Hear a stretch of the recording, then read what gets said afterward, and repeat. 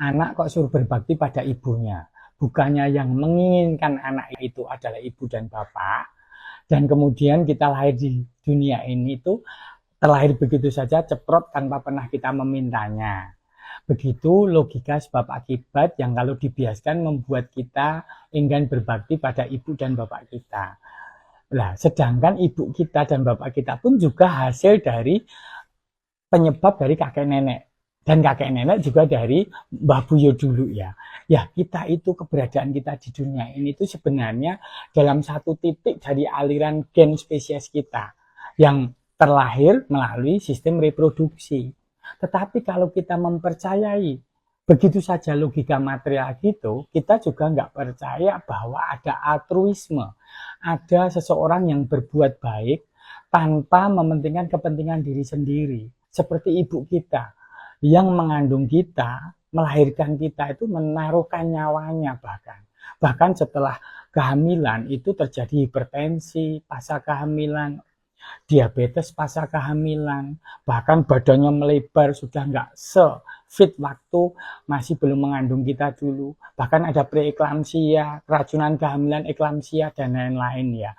Ya, jadi logika material yang terjadi dalam sains itu kadang-kadang kalau dipercayai secara fanatik membuat kita itu tidak percaya tentang kasih sayang.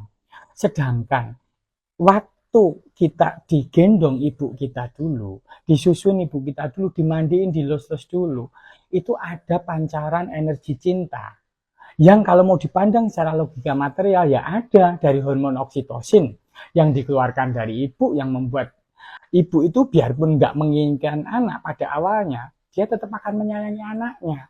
Karena hormon oksitosin itu sebagai hormon cinta itu membuat refleks atau kemauan untuk merawat dan mengasihi bayi yang dikandung di dalam perutnya tersebut.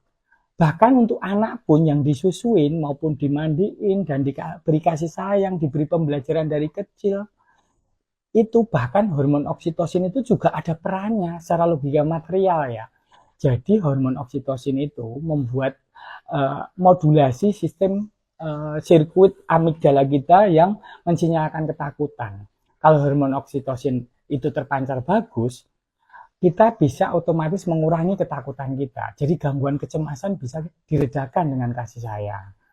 Lalu, pada sekian penelitian itu, hormon oksitosin itu ternyata berperan dalam sistem pembelajaran kita. Bahkan beberapa yang anak kena autisme itu, ada dugaan bahwa ada mutasi gen pada sel reseptor oksitosin yang ada di tubuh kita. Dan sebagian lagi yang mengalami gangguan belajar tersebut ketika mendapatkan oksitosin lewat tetes hidung, itu terjadi perbaikan kemampuan belajarnya. Ya, jadi logika material itu juga menyangkut sebuah hormon yang memberikan kita cinta. Dan dari perilaku ibu, bapak kita yang mengasuh kita itu memberikan kita itu energi cinta. Yang membuat kita itu, walaupun banyak masalah sampai tua seperti ini, kita tetap masih bertahan hidup. Karena ketika energi cinta itu lebih besar daripada energi kebencian, itu kita akan terus menjalani hidup ini dengan lebih baik. Apalagi kalau resiprokal terjadi, misalnya kita berbakti pada orang tua kita mengasihi kita. Demikian juga kita mengasihi anak kita nanti, anak kita pun akan mengasihi kita. Ketika di dalam nuclear family, sistem keluarga atau sistem sosial terkecil, itu terjadi keluarga yang baik, otomatis bumi akan tenang dan damai, nggak terjadi banyak perang dan bencana yang ditimbulkan oleh sifat non-altruis manusia. Katanya secara genetik kan manusia itu hanya melakukan sesuatu atas keuntungan diri sendiri. Tapi saya tidak mempercayai itu. Berlangsungnya spesies kita itu karena energi cinta lebih besar daripada energi benci.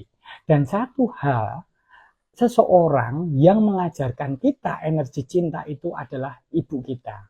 Jadi ibu kita adalah pahlawan kita.